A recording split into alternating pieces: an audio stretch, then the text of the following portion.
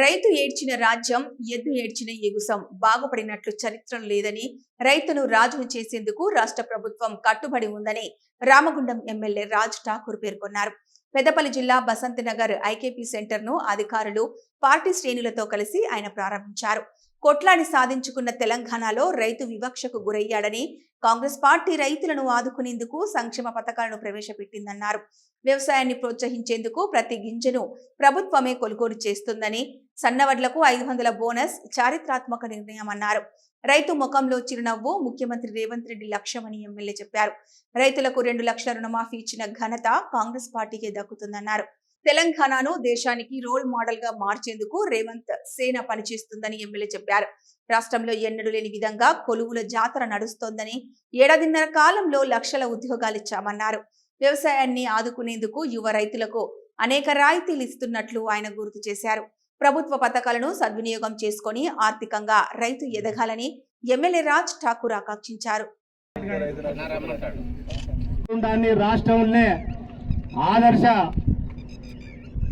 రామగుండం లేదా ఆదర్శ కాన్స్టిట్యూన్సీగా చేస్తానని చెప్పి ఆ ఎలక్షన్ల ముందు చెప్పిన విధంగా చూసడానికి వచ్చేటోడు లేడు, పోయడానికి వెళ్ళేటోడు లేడు. ఇక్కడ నీళ్ళు వచ్చినాయా, నీళ్లు పోయినాయా, వ్యవసాయానికి ఏ నుంచి నీళ్ళు వస్తాయి చూసేటోడే లేకుండా ఆ రోజులు కూడా వాళ్ళ ఎంబడి నిలబడ్డా ఇక్కడికి వచ్చి ఈరోజు అధికారికంగా ప్రభుత్వం రాగానే ఒక్క గింజ కూడా తగ్గకుండా తాళని దుమ్మని మట్టని ఏది లేకుండా ఇవాళ కొంటా ఉన్నాం. రైతు ముఖాల చిరునవ్వు చూస్తూ ఉన్నాం. రైతుకు 2 లక్షల రూపాయలు రుణమాఫీ చేసినాం. 25 లక్షల మందికి ఇచ్చినాం. 21,000 కోట్లు భారతదేశంలో ఎవడు ఇవ్వలే. ఇవాళ సన్నాలకు 500 బోనస్ ఇస్తా ఉన్నాం. ప్రతి గింజను కొంటా ఉన్నాం, ప్రతి పంటను కొంటా ఉన్నాం. భారతదేశంలో ఏ రాష్ట్రం కూడా కొంటలేదు. ఏ పంట అయితే ఆ పంట కొంటా ఉన్నాం. ఈడ ధాన్యం, అక్కడ మక్కలు, పత్తి, పసుపు, ఏ జొన్నలు, ఏది పడితే అది మిర్చితో సహా ఏది పండిస్తే అది కొంటున్నాం.